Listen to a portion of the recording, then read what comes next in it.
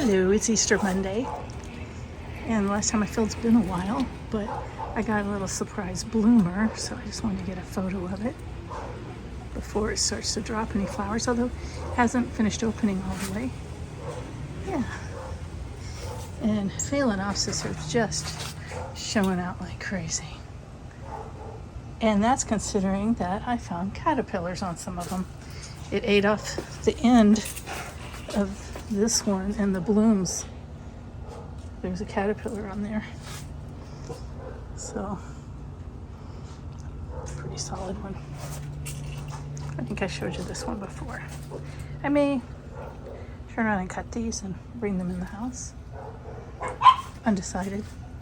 There's some dog wars going on. But anyway, I just wanted to share my little mini, oh, he has a tag. Let's see who he is. A lot of gold. Good name. Definitely gold. Good morning, gardeners. It's Wednesday, the Wednesday after Easter, and we have another one of the coconut orchids blooming. This one, I think, looks a little different than the other one. I think the other one was more solid. So we can do a little sniff test here. Oh, it smells good. I get it hooked back on here. Yeah, so little flowers, but very pretty. A couple other little things going on. Okay, this hasn't bloomed yet, but it's going to. This is my. Yeah. So it's another day, maybe April 24th. And on my fence, where I have a bunch of Dynadrobians mostly, this is blooming. I don't think I've ever seen this bloom before.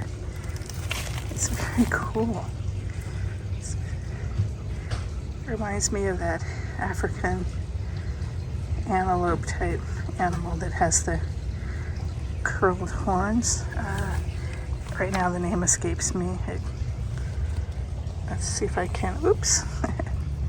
We can get the Rambo. Okay, so that's what Rambo looks like. And Rambo is yellow and brown. Maybe you could call it a super dark burgundy because where there's less of it. There, it looks more kind of a burgundy-ish. Pretty brown though. But yeah, he is super cool. A lot smaller bloom than I thought it would be with the Dendrobium, but I've never had this kind of curly leafed one before. It's crazy. And in the last couple days, this is open just a little bit more. This one's almost completely open.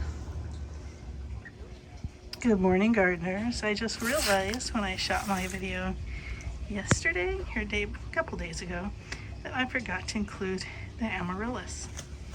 Which actually tastes probably better because the second one is a little more open now. I got this as a gift at least 10 years ago. I wouldn't be surprised if it was 12. At Christmas, it was at work, one of those gift exchanges. And I got this one, and she's a beauty. And she's actually a second bulb. This is probably the first bulb, but she created a second bulb, and I actually separated them and moved her over here, just showing the little parts that do the work. I'll show you that in a minute. Okay, and then a couple of years ago, I did a YouTube Christmas exchange and got one of these for the collab, I should say, with Sisters and Stitches. And then when I went back, I don't know if it was after Christmas or at Christmas, and I was back at Lowe's, they had them marked way down to almost nothing, so I got one.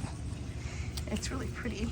I don't usually like mixing the red with pink, but you can see they're not right by each other.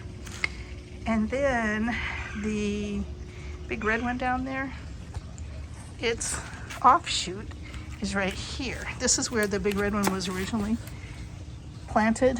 You can see that we're going to have a bloom before too long. And another one right here.